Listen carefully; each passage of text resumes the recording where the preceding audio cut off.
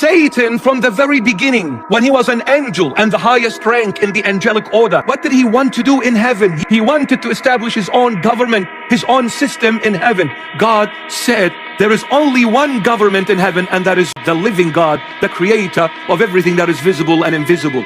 So say this angel was cast out by God through the archangel Michael and the angels who came together with the archangel Michael, and they became the angels of God. They cast this angel out, and 1/3 of the angels in heaven followed this fallen angel called Satan, and 1/3 of the angels became foul spirits. When they were cast out, Satan never gave up.